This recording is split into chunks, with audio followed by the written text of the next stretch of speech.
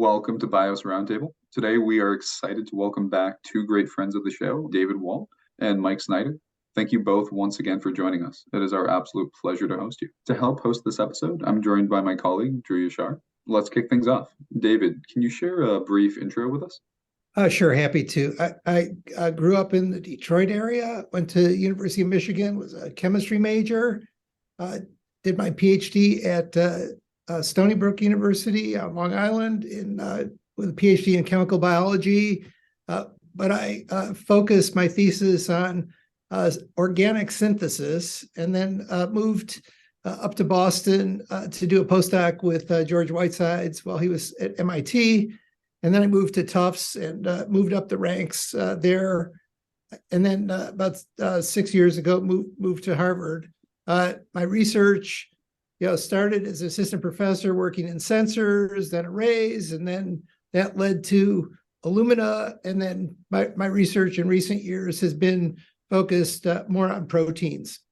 Thank you, David. Mike, for you as well? Sure. Well, I'm professor and chair of genetics at Stanford University. I also direct the Center for Genomics and Personalized Medicine. My quick history is I was an undergrad at University of Rochester, went to Caltech for grad school, postdoc at Stanford, then was at Yale for 23 years before coming back to Stanford here to chair the department. Certainly very concise, especially for such incredible careers as you both have had. I'm going to pass it off now to my co-host Drew to guide us through our first topic in this discussion of the world of omics. Drew? Thank you, Chris.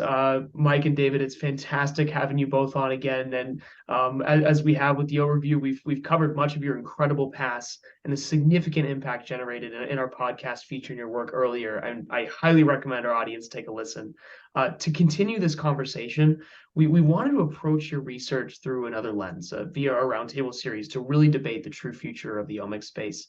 But before we dive in here, we'd love to set some context for our audience.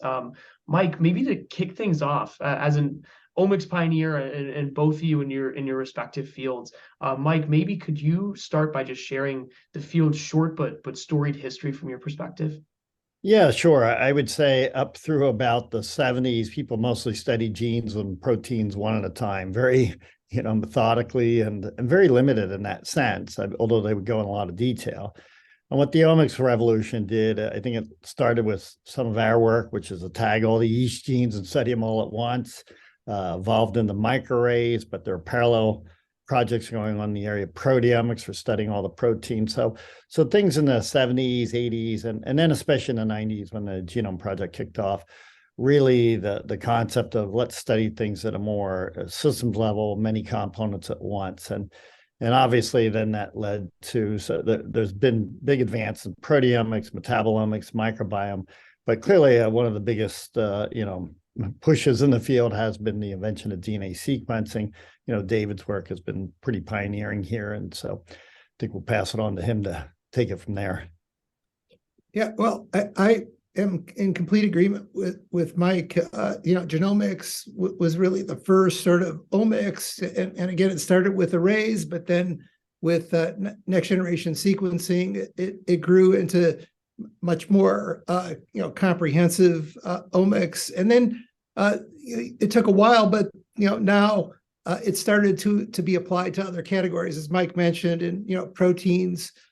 With proteomics and metabolomics, there's glycomics and lipidomics. I think there's omics for every molecule or subset of molecules, Mike. Even physiomics, here are all my wearables now. Yeah. There's a new one for you. No, I mean, all the omics. I mean, I love the overview here, and it's amazing to hear from both your perspectives. I mean, how you've both been able to impact and inform the space broadly over the past few decades here. I mean, with that understanding, David, maybe you could kick off the conversation from this standpoint. What have we achieved thus far in the field? What have been some of the greatest outcomes that have been enabled by omics to date? Yeah, well, I would say certainly the work that Mike's doing, and he'll, I'm sure, talk to it, but applying omics to individuals, I think that's been significant. I would say outside of genomics, while there have been lots of discoveries, I think many of them, at least in genomics, have been actionable. I'd say that there haven't really been many outcomes in other fields yet, but there have been what I'd say a lot of outputs, tremendous databases, categorizations, but I think we'll probably come back to this. It's going to take some time before a lot of this is actionable. Yeah, so maybe just add that I think omics have been really revolutionary from a sort of systems understanding of biology. So there's a lot of biological problems that we now have a lot clearer picture of through all the different omes, whether it's even proteomes and metabolomes. But I think as Dave points out, moving into the clinical side, genomics has by far had the biggest impact over the other omes. I think the others are going to get there, I think, as we've come up with new ways of doing this, but it's still pretty early. But I wouldn't sell short the way we now understand biological systems, again, at a level that's never been possible before. We think about things in terms of pathways instead of single molecules, which is really powerful when you're starting to dissect things like cancer or any complex biological problem. Turns out most complex biological problems, they have many facets to them. And so we can actually see that when you're getting a more systems level.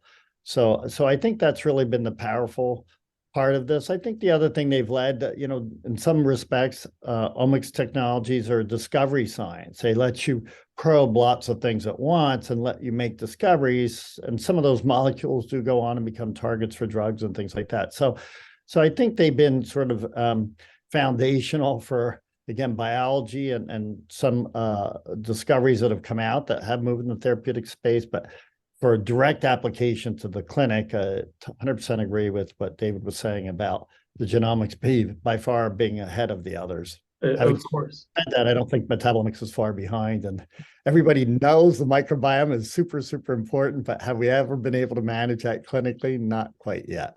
Yeah. Hoping. And I think, Mike, you alluded here to some of the current limitations. There's a lot to go in the field, a lot to come in the next frontier. I mean, I'd love for you to potentially continue this conversation, really just addressing, what are some of the current challenges in omics that we're facing today to really truly realize this full potential as you've seen from the field? Yeah, I mean, I think it's only now people are applying it to individuals. I mean, that's clearly a big focus of our work and learning how to do that and getting people to accept that. Actually understanding people at a personal level is a big deal. You can learn a lot from a single individual, particularly when it comes to health. But I think, there's many challenges ahead. I think, for example, the cost is still high in many areas, especially new emerging areas. I don't know if we'll talk about spatial omics, but that's, clearly very, very powerful, but also very, very expensive. And in some fields, throughput is still an issue. I would argue in many aspects of proteomics, throughput's not where it could be, whereas in genomics, it's moving pretty well and the cost is dropping a lot. So it depends on the exact area you're talking about. I'm not as worried. A lot of people bring up data handling, wow, these are massive sources of data, but I think we've learned how to deal with that. Sure, it's a little bit pricey, but I think we know how to integrate data. We've conquered a lot of that. There's still a lot more to do. I think the best way to handle longitudinal data is still out there. So, that's a big challenge for many groups. But I think the field is moving very, very fast. And of course, there's always new emerging fields, and that will present new challenges as well. Yeah, I agree with everything that Mike said. I think that the perhaps sort of on the technology side, I think there are a couple of additional challenges. For example, proteins are not as simple as genomes, and there's glycans that are associated with those proteins, and there's also a whole set of glycans that aren't even associated with proteins, and so those tend to be things that arise, through both enzymatic processes as well as, proteins have alternative splicing that occurs that, lead to different proteoforms. There's post-translational modifications. And so, it's not like we're going to characterize, 20,000 plus genes and say, we're done. This is going to be, millions of different structures, and trying to make sense of that is not going to be easy. Yeah, just to add that, I 100% agree, David. The complexity there, especially on post-translational modifications, we're way behind. And absolute quantification of those, as well as proteins, is quite a ways to go. And just to add to your comment about glycans, I mean, lipids, same thing. They're very, very complex. And so we've got to be able to sort through that. And then what does all that complexity mean? Is it just sort of tag along stuff? Which parts are really biologically functional and meaningful? I'd be more curious as to continue level setting with our audience here. Some of these challenges that you mentioned, some of the other spaces in omics, I'd just be curious from both your just unique and amazing approaches. Maybe if you could start, David, just how are you and your lab addressing some of these challenges that we're seeing today in omics? How are you bridging some of those gaps potentially? Yeah, it's a good question. My lab, I would say, is using these technologies to identify biomarkers that enable early disease detection, that can help inform therapeutic efficacy, before a drug fails, and takes 6 months to see a response, to see recurrence of disease. We use them to discover what we describe as the informative biomarkers, and that enables us then to down select to panels of markers that are much smaller, so that we don't have to do sort of this comprehensive omics on every individual or every patient sample. And as Mike just said, these things are expensive, they take a long time, and so when you start to use these to down select, it makes it faster, cheaper, higher throughput, so that you can run through thousands of samples, in a relatively approachable time frame. Yeah, maybe from our lab, if I could add to that, we're actually using machine learning and some of these new AI approaches, to deep learning approaches, to try to better understand some systems. For example, like the genetic basis of disease. It turns out that a lot of traditional approaches tend to be what are called linear, meaning you add things up in a simple linear fashion.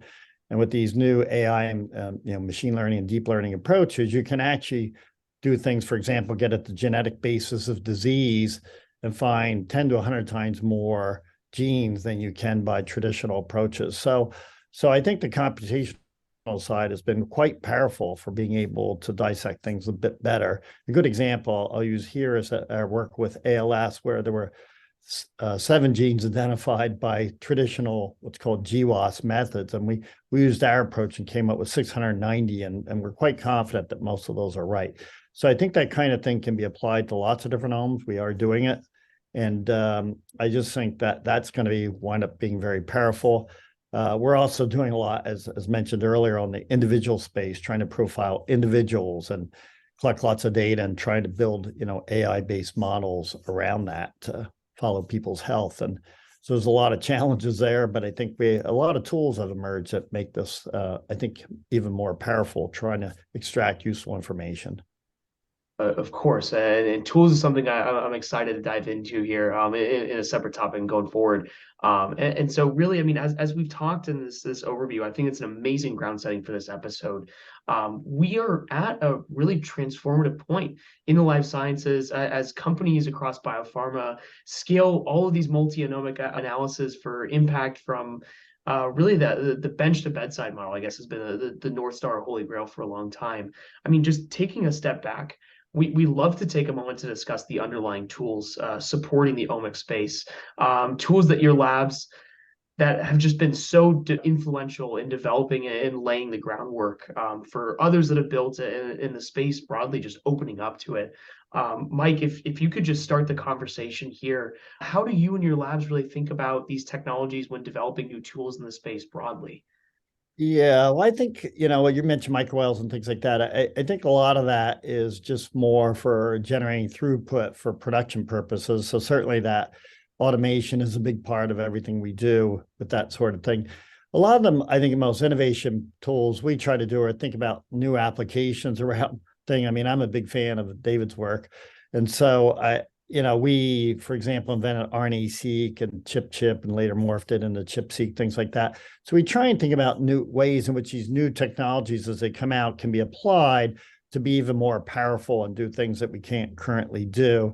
Our latest shtick, if you will, is doing remote sampling and the wearables I mentioned earlier with all my smartwatches here. We're very keen on remote health monitoring. So we're trying to do a lot with wearables. And then we just had this paper out with microsampling where you do little pricks of blood. I know what this is going to sound like. Take little pricks of blood and you can literally FedEx them and we'll analyze thousands of analytes in the lab. So bringing omics to portable health, if you will, and if you will, Amazonize healthcare. That's really our goal. So we've just got that technology working. We think it's pretty powerful. These are some of the sorts of things we do. And I mentioned the AI stuff to make sense of a lot of the information too. So those are, I think, a sampling of what we're up to. Of course. The irony of me not wearing my wearable today is yeah, you're naked. That's not so good. No, seriously. David, any comments, any thoughts on the space, Joe? Yeah, I'd say a bit of similarity with Mike's response. We're less focused, I would say, on the technologies, at least now, than we are on, for example, unmet clinical needs. We don't just create tech for tech's sake.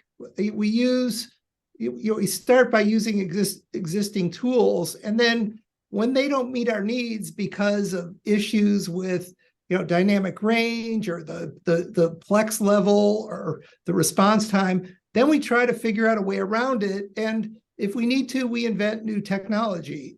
And a couple of examples, my lab recently sort of supercharged our single molecule protein technology that's been commercialized by Quanterix as Simoa. And we created another technology called Mosaic that's more sensitive, it's higher plex, it has an easier workflow. And we also have spent the last few years working on these things called extracellular vesicles or exosomes.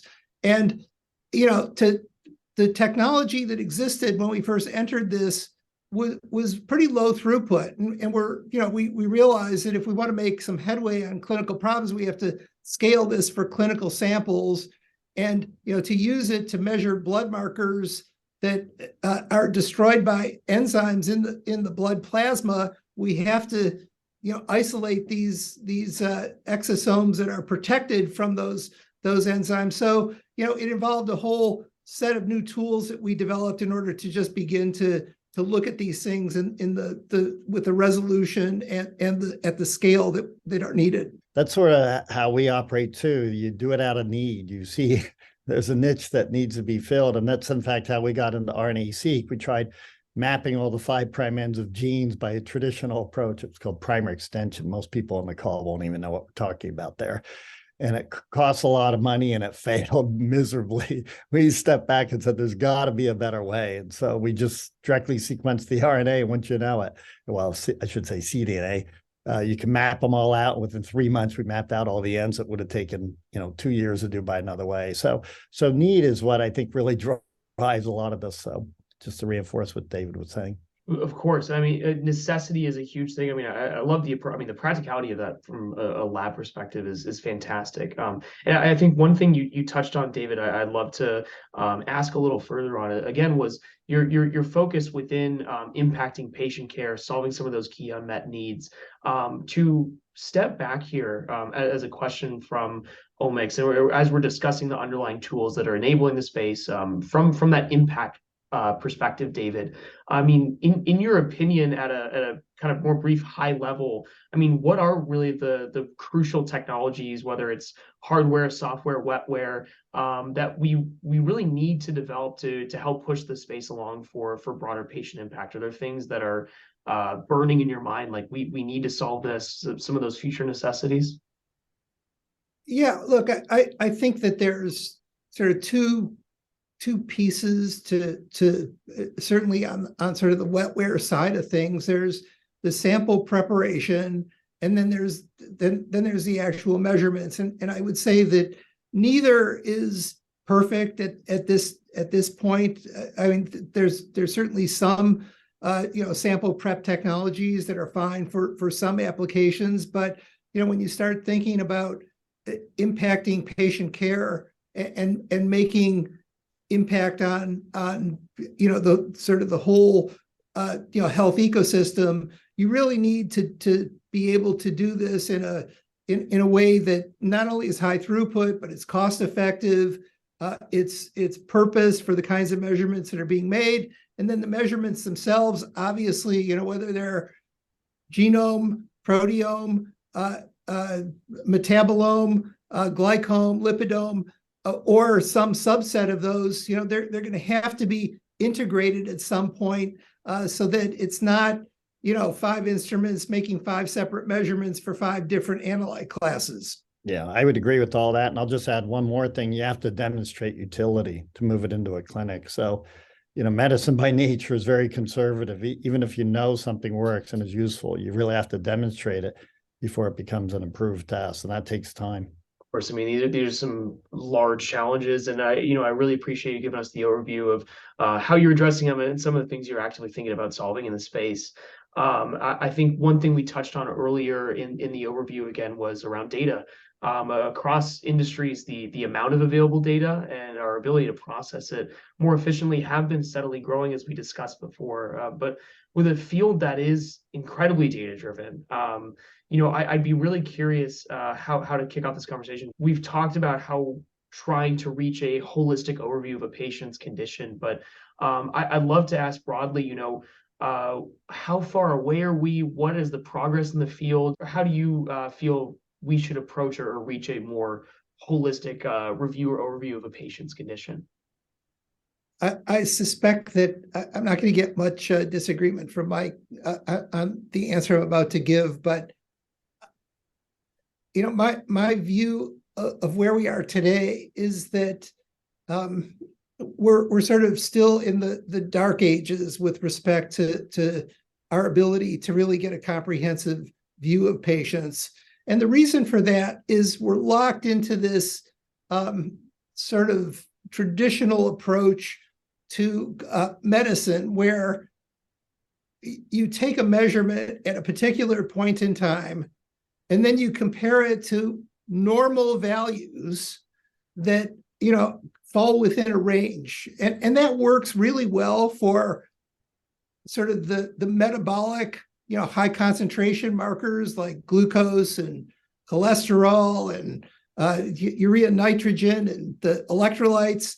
But it doesn't work for the kinds of things we've been talking about here today, where the transcripts, mRNA can vary over 2, 3, 4 logs. Proteins, same thing. These are ostensibly healthy individuals. They can vary. Some of these low concentration proteins that we measure, we see 1,000-fold, 10,000-fold difference in the baseline measurements of individual. And so I think what we really have to, I think to answer your question, to really get that, have that impact on, you call it a holistic, I call it more, comprehensive approach. I think we need to start thinking about longitudinal sampling. We need to start comparing individuals to their previous healthy selves, as opposed to trying to take, a particular point in time. We ignore everything that transpired before. We don't compare, a man's PSA level to what it was, 5 years before. If it's stable, there's not going to be, it's unlikely that there's cancer. Even if somebody is low and then all of a sudden it's 10 times higher, but it's still in the normal range for PSA, that's a problem, right? So, I think that getting away from this idea of that single time point and moving toward, understanding baseline levels over time and longitudinal sampling, I think that's the way to get to the answer to really, personalized medicine. Yeah. And of course, I agree. This is a big focus of our work, as you probably know. So, I'll break it in the same 2 aspects I was saying. One is to try and get a truly comprehensive picture if possible. So, the way I look at things now is that if your health is a 1,000-piece jigsaw puzzle, the way we collect, you go to a physician's office, they collect blood and they give you back just a few of those pieces. I'd say 5 or 6 compared to the 1,000 you're trying to get. Whereas omics gives the capability of getting more like 500 or 600. You can see a much, much clearer picture. You don't get everything, but you sure get a lot. And so one aspect is just diving deeper. And as David points out, this longitudinal collection, you just can't underestimate. Comparing your sample to your healthy baseline is by far the best thing you can do. comparing my sample, I'm not sure if a male, to 500 other healthy people is almost meaningless, because the difference between people is greater than the difference between your disease state and your healthy state. We've shown this now many, many times. So the only way to tell if you're really getting ill is to see that shift from baseline. And a good example I like to use is, what you've been told since you're little. Everybody probably listening here has been told this: your temperature is 98.6. But if you actually look at the data out there, first of all, the median temperature is 97.5. It's not 98.6. But the more important point is there's a spread. The 25th quartile is 94.6, and the 75th is 99.1. So that means if your healthy normal baseline is 94.6, you go to a physician, they measure at 98.6, they'll tell you you're healthy, but you're really at 4 degrees over your baseline. You're not healthy.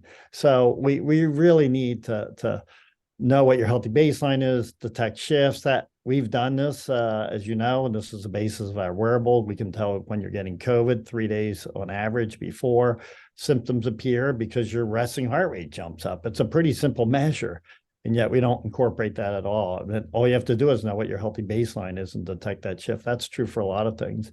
And again, not to overdo it, but as many of you know, we've been running a study on 109 people. And by using a lot of different technologies, these OMICs as well as imaging and a few others, we actually, for the first 3.5 years, 49 major health discoveries, all pre-symptomatically, meaning we caught someone with early lymphoma, 2 people with serious heart issues, all kinds of things that were, some of which were a pretty big deal, we think pretty life-saving, all because we took this comprehensive picture. And in some cases, because we saw those shifts that Dave was talking about, these longitudinal shifts. So, you really do learn a lot by getting a complete picture. And I'll also point out that no one technology found those things. So genomics uncovered a lot of risk. We did see some with the BRCA mutation, for example, but we saw some with a mutation, a heart-related gene. And it turns out they had cardiomyopathy, didn't even know it. But the follow-up test revealed that, and they're on drugs now. So by having this more comprehensive omics picture, we could learn a lot more about people's health, and then catch things, again, all pre-symptomatically. And so we think this is a big, big deal. And I think it's the future. And now we're trying to bring it in home with this remote sampling part.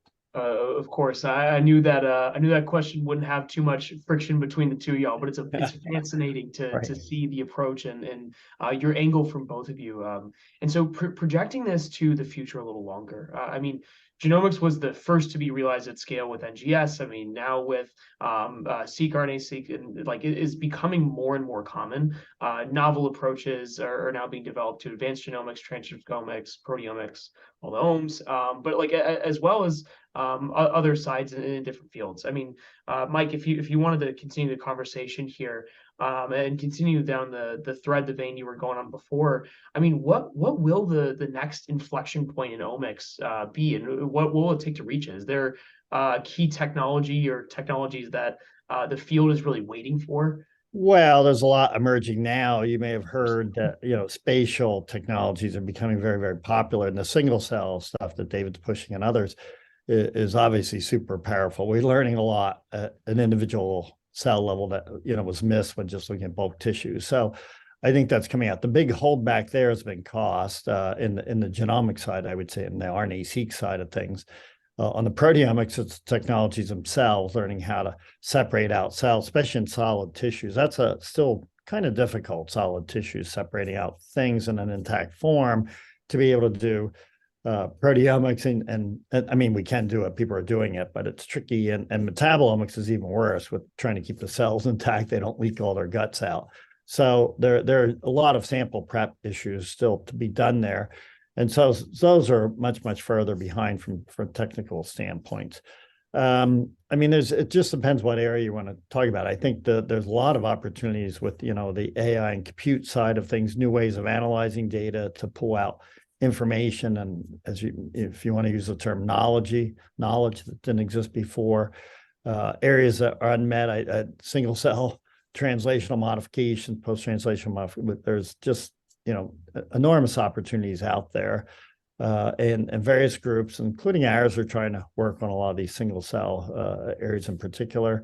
And then, as I say, carrying that into spatial. Right now, people do spatial at the RNA level and at the protein level in a limited fashion, with something called Codex, which lets you follow about 50 proteins or so, but we need to get that up to hundreds, if not thousands of proteins. And there, the issue is the specificity of reagents. And then metabolomics, yes, you can do that spatial, but not at single cell level yet. So we need to get those things pushed forward too. So there's lots and lots of opportunities, and I think many very smart people are working on these things. So I'm optimistic, and the field's moving fast. So it'll be interesting to have this conversation 5 years from now. Yeah, so I guess I would just pile on to what Mike said, but perhaps put a little bit more specificity on one particular area, and that's whether you're talking about single cells or just biological samples. I think that there is still the need for being able to push the limits of detection for many of these species, again at the omics level, down much farther. Even what I would consider the best technology from an omics perspective for proteins and for metabolites, mass spec, you're still in any given experiment looking at probably 800 to 1,000 different species from proteins, and same could be said for metabolites. Yeah, you can go more sensitively if you do focusing using the focusing technologies, but those then enable you to look at one species at a time. So driving things down to below the limits of detection that are presently available with the existing omics technology. As Mike said, even the spatial technologies for proteins limited to roughly 50. How are we going to get to 1,000? And if you get to 1,000, you're going to have to look at things that are much lower in concentration than anything that's being looked at with those 50 today. Yeah, a good example, David, would be cytokines, right? Very important. Sure, you can pick up the top ones, but there's a lot of very important ones that are very, very low. So yep, they're just below the radar. Yep. Completely, and I agree, Mike. This might completely be a different conversation in a few years. So happy to facilitate this conversation as the group progresses. I know exactly. I'm just waiting for Mike to get a gray hair on his head. Well, if you lose it, it saves a lot there. No, exactly. And to set a stake in the ground, as we're talking about, maybe we'll hold this conversation later, but to give us a standpoint, so that we can have a conversation later in the future, I'd love to actually just pass over to Chris for some rapid fire predictions, some things that we can discuss and just see your perspective. So Chris, feel free to take it away. Thank you, Drew, and thank you, gentlemen. So on our roundtable series, we've enjoyed doing rapid fire, overrated, underrated with experts such as yourselves. This time, however, we want to pivot slightly and hear from your perspective, still in rapid fire, impact and how omics has and or will impact certain sections of the biotech and provider ecosystems. So first and foremost, remote patient monitoring and at-home diagnostics. We know it's been talked about a bit in the course of the episode. What are your thoughts? Well, I'll just jump in. I think first, finding the right markers to measure, and second is finding the right markets where those kinds of technologies can be implemented. You're not going to want somebody doing cancer diagnostics at home. It's just there's going to be follow-up. There's going to be psychological issues with finding out that you have cancer. So that's best done at a different remote laboratory where it requires a particular engagement with your clinician or oncologist. But again, I think it's finding both the right markers and finding the right markets. Yeah, well, I certainly think for wellness that it's not controversial, meaning I think we will be doing a lot of remote monitoring. I'm trying to push that already with the wearable space. You probably know, we have a COVID detection. It's a research project, but it's literally scalable to millions of people. We have tens of thousands already who are actually in our study where we're trying to do real-time detection for COVID and other stressors. I actually think that's going to be commonplace in the not so distant future. So And it's in part because these are inexpensive technologies and can get out to people pretty quickly. And the fact is, half the planet has a smartphone. 3.8 billion people have a smartphone. So I think that one can move out quickly. I think we're trying to move out this microsampling, this collection of samples, mail in. And I think that's going to be powerful for, metabolic markers. So David's point, certain markers that will tell you whether things are looking, good, or maybe things are shifting off. And to be honest, we've spun off companies around this. One's called YOLO that actually is doing a metabolic profile of over 500 analytes that we can quantify from an at-home collected sample that you mail in, and we give you back we make a quantitative assay on it. And these are pretty important wellness markers, meaning things that can tell you whether, you're shifting off in certain metabolic directions, or some other markers for depression, things like that. So I think these can be very frequently executed wellness tests that people will do. I'd like to see it done every month, quite frankly, if we can get it cheap enough. It's not, you probably wouldn't do that now with the existing cost, but I think in the future it could be. So I think some form of this is going to come out very, very soon. And then other forms will take a little bit longer. Cancer tests, I don't know. I have mixed thoughts on that one there, David. I'd love to explore that further with you. On one hand, you're right. On the other hand, you do want people to be getting cancer tests more frequently, right? Well, colon sure. cancer Absolutely. is a great Absolutely. example.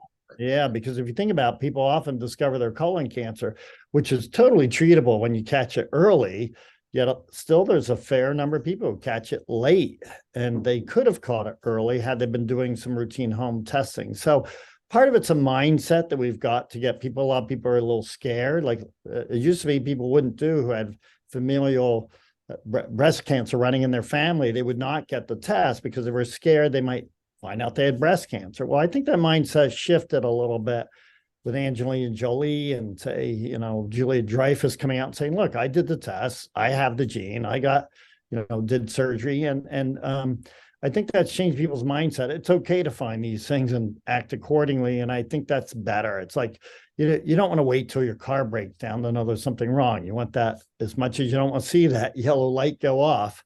I do think it's so important that happens. So I think we will need an education system to go with all this, as where I guess I'm going with your prediction. So I would like to see it done routinely. I'm a little bit Pollyannish here, I guess. But and I recognize, it's going to take a whole culture shift as well. Yeah, and I know this is supposed to be rapid fire, but I agree with you, Mike. I think that when I think of at-home diagnostics, the send outs, sample collection at home, send it out.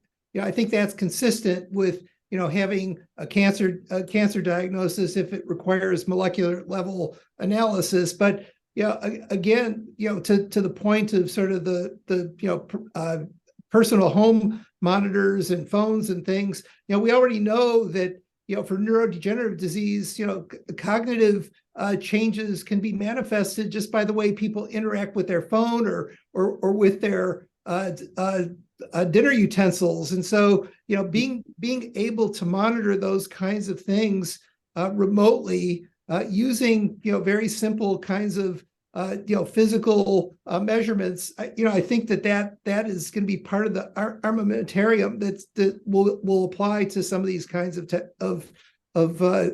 problems. Yeah, maybe to add on what you're saying, maybe for certain tests, you still do it at home and it gets done remotely. But the way, like a cancer test, maybe the responsible way to do it is to have a physician, a trained person, be the one who delivers that information back rather than a pop-up menu. I guess that's your point. Right. That's a fair point. I absolutely love this back and forth, gentlemen. Thank you. Let's keep it moving forward, and absolutely does not have to be rapid fire if the conversation is this electric, and talk about drug development and maybe eventually the thoughts around a transition to bench to bedside therapeutic models. But for today, how is omics impact brain development? I think I have two thoughts there. If this one's being tossed to me first, and love to hear David's response. He's probably more expert in this area than I am anyway. But I think in a lot of complex diseases, they're really not just one disease. Diabetes is a good example. There's at least 5 subtypes we know. And different drugs, and I'm a good example, different drugs work differently for different people. I'm type 2 diabetic. I don't respond to metformin. We ultimately figured out I don't release insulin from my pancreas. I make it, my cells respond, but I don't release from the pancreas. So there's a drug for that. It's called rapinolide, and I respond to that. So that's a classic case of matching the right drug for the right condition and getting the right response. And I think as we substratify disease better and better, it's already done to some extent in cancer, but it needs to be done more broadly. So I think that will happen. That's not drug development per se, that's drug use, I guess. In the drug development space, we always need more drugs, especially for cancer therapy, because they always recur. I think a big area of unmet need is personalized drugs. You find a rare disease condition. This is there are 50 people in the world who have a particular condition. You'd love to be able to make in rapid fire a drug that might actually have a chance against that person. So that's a very futuristic hope, but there are people who are working on that. So my prediction is that will come, but that one's further down the road. Some of my thoughts there. Yeah, I'm going to answer this a little bit differently. I think that drug development is a harder problem, and we're talking about omics here. Identifying correlative biomarkers is one thing. Identifying the causative ones is an entirely different ballgame. But of course, there's been lots of studies that have been done where you can look at gene signatures and correlate things with certain traits or certain diseases. But really, if you're interested in drug development, you have to identify those markers that are actually due to the underlying cause, the underlying etiology of the disease. And if you can find those, then those markers, whether they're metabolites that might suggest an enzyme or a protein that may actually be a target for the drug, but then you still have to identify a drug that can engage that target. And so it's a hard problem. Overall, it's not something that just is going to happen magically with omics. But I think that there may be some solutions with AI that will make that kind of discovery much more streamlined and much easier. No, I think that's well said, and it goes back to your earlier points as well, right? Where we're talking about how in precision oncology, we're starting with that understanding of the correlative and causative biology. And ideally, then we're able to translate that into very targeted therapeutics. And now we're starting to see an initial shift there in things like precision immunology, but it's still early days of the field. And where I'd love to take this, and this goes back to your earlier points as well, is that sort of patient monitoring where you're comparing against your own baseline. And ideally understanding when those changes occur in certain ideally understood and causative biomarkers, then you're able to start earlier in the intervention pathway and understand what things are upcoming. So across the board, very strong agreement, and forgive me now for rambling on, but maybe one last one, and then we move forward, and would love to hear more your thoughts. And Mike, you started talking about this, but patient stratification and therapeutic selection. Yeah, again, I think all complex diseases are probably multiple diseases lumped into one. And as I mentioned, diabetes is the classic example. High glucose, you're classified as diabetic. Type 1s don't make, insulin, and type 2s are everything else. Well, everything else turns out to be due to lots of different things, as I was referring to. Insulin resistance, not making insulin, not releasing from the pancreas, my particular condition. There's actually something called beta incretin effect. People don't make this hormone that helps promote insulin release. So all these things can contribute to type 2 diabetes, and we just lump them together and then we treat everybody the same. So I think as we are able to dissect this, you get the right drug for the right person. And as I say, I'm a good example, but we've now trying to do this. By the way, those tests that tell that apart aren't going to be that expensive, but they're just not done because the medical system hasn't caught up with that yet.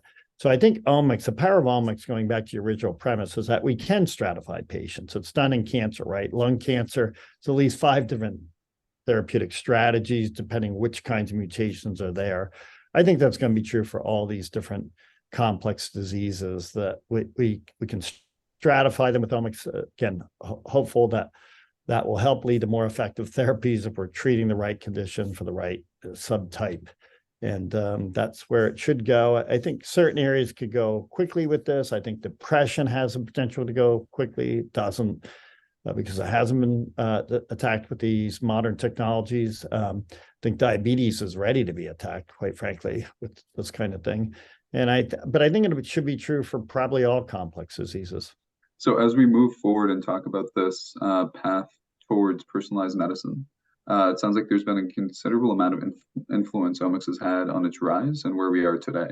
But as we continue to progress and move things forward, do you have thoughts on how this is going to impact the clinic over time and what maybe the sort of ultimate realization of omics will be in that future of patient care? Yeah, I mean, where are we now with omics? Well, what's clinically approved tests are solving undiagnosed disease, right, with genome sequencing. About 30-40% of cases get solved that way now, which is great.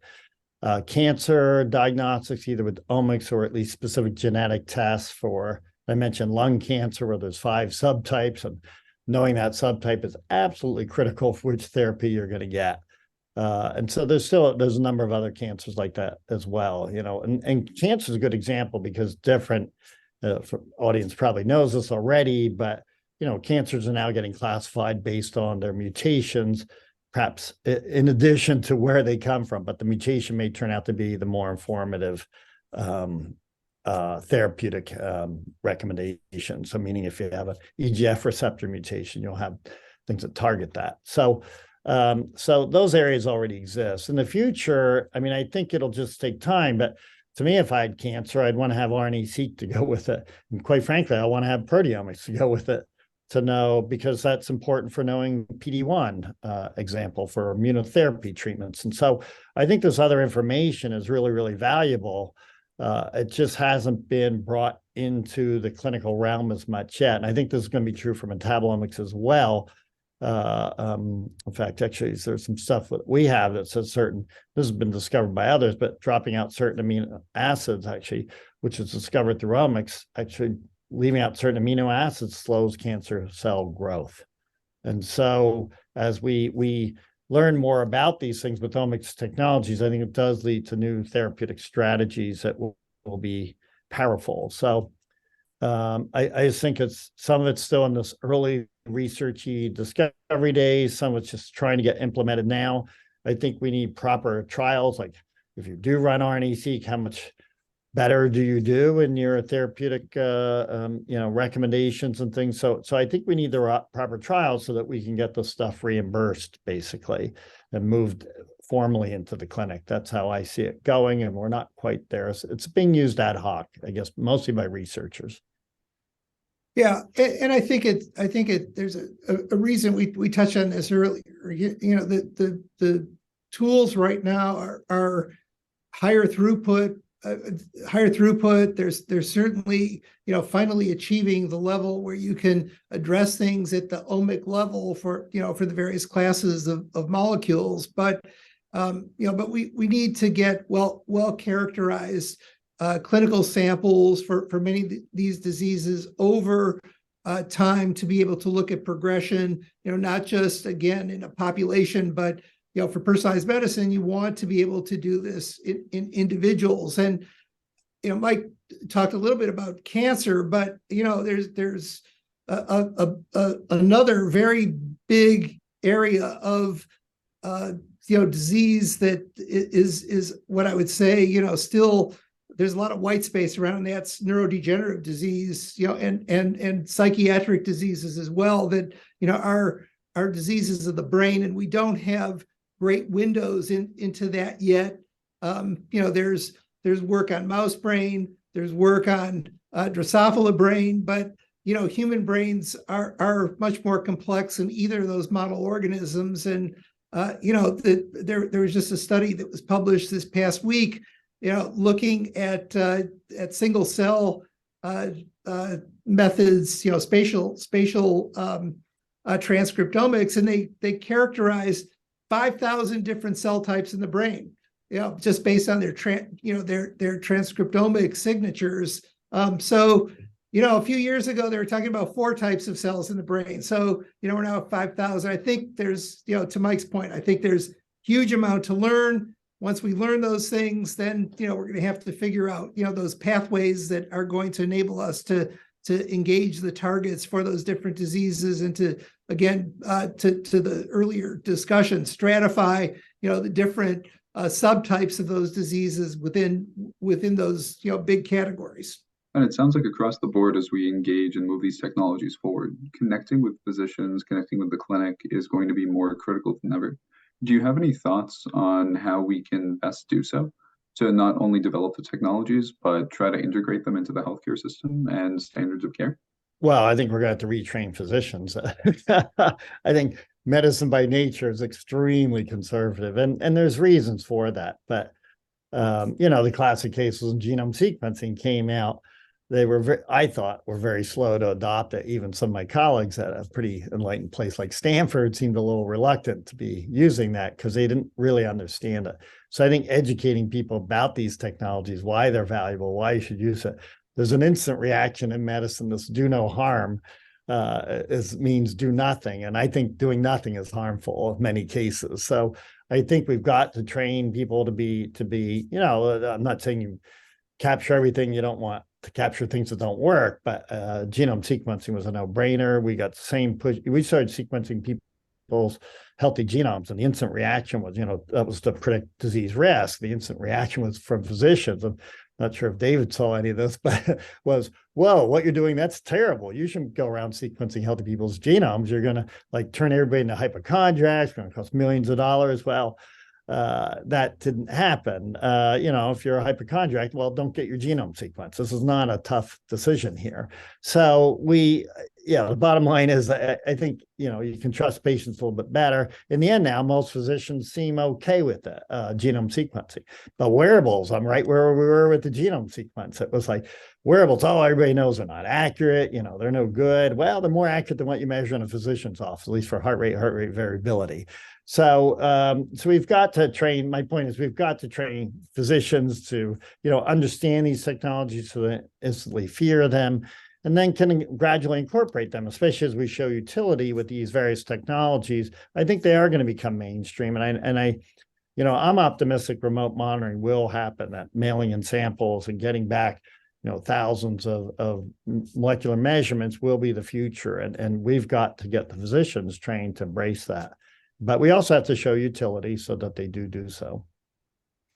I saw an article yesterday in Journal of American Medical Association that average time to implement a medical innovation is 17 years. and so, and that's probably optimistic for some fields. Pathology, for example, it's going to change, right? Because digital pathology is going to at some point is going to be certainly the way that most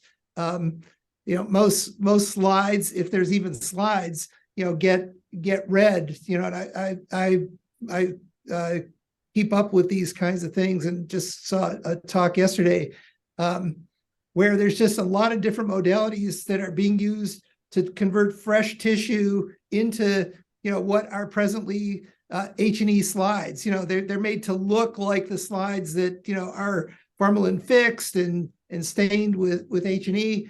But, the reality is that you don't really need to do that step. If you're using AI, you can just, use those images and make sense of it.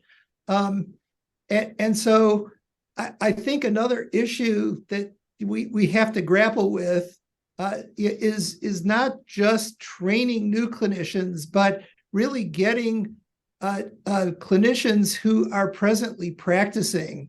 If we want to accelerate these technologies, we have to get them to embrace these technologies in a way where either they get retrained. If you're going to replace a breast cancer diagnosis the conventional way, mammography followed by needle biopsy, with tissue pathology, all that, with a blood test, what's that going to do to the whole, cadre of physicians whose livelihoods depend on, taking mammograms and the pathologists who are reading those slides. So again, I think there's a certain behavioral component to this that is part of the resistance of getting these catalyzed into the mainstream of medicine. Yeah, well, it probably doesn't help that pathologists are in control of all the pathology tests. It's a bit of a circular system there. But I actually don't think they'll go away. They'll just augment these things. But people are threatened. I'll tell you one more fun example to pick up on David's point, which is, we use temperature as a measure of telling when someone's sick, say from a respiratory viral infection. That's a 300-year-old concept. And you think about it from COVID, well, half the people don't get a fever. I didn't when I got COVID. And yet we still use temperature. But if you were to use resting heart rate, everybody's resting heart rate jumps up when they get COVID. And you can pick it up with as simple as 2 beats per minute. And so it's a very simple test to see whether, now it doesn't prove it's COVID, of course, nor does temperature prove you have COVID, but it does show when things are off. So, and yet that hasn't yet incorporated its way into the mainstream, but this is, and it will, but I hope it doesn't take 17 years. Oh, and that's a great quick example. So as we wrap up today's phenomenal conversation, just one quick closing question, which is to ask, do you have other thoughts you'd like to share? Is there anything we didn't cover and anything burning you'd love to put out there? I guess my wrap up would just be, from my perspective, I think that the way that these technologies are going to be adopted is, I always like to think about Pasteur's quadrant, this use, the idea of use inspired research. And I think Mike and I both take that approach. We don't invent new technologies, unless we need them. There's always room for new technologies, but again, I think if they're driven by a need, and we've been talking a lot about healthcare today, bettering patients' experience, earlier detection, whether we're talking about correlations, of physical manifestations of molecular level, biochemical level changes as a consequence of infection, or a neoplasm, or some sort of cardiac issue. Those, I think, where Mike's group has been pioneering, the use of these sort of measurements that are widely distributed, easy to get. The more we can apply those sort of, widely available tools, but on sort of the back end, still trying to work on understanding the biochemistry and the biology that drives those kinds of changes. I think, those will eventually come together and really, enable, tremendous advances in healthcare and well-being. Well, I think that's really well stated. I don't know if I have a whole lot to add, other than I still feel like we're also still just getting started. I think it's a very exciting time, all these things that David just mentioned, but I do think there's technologies we don't know about yet that will be popping up in the next 5 years. This area moves so fast that, and that's what makes it exciting. And then it lets us do new things and new opportunities around all the things we talked about today. Thank you, David and Mike, for your time. We're very grateful for your joining us on this absolutely terrific episode into the world of omics. Thank you again. Thanks for having us.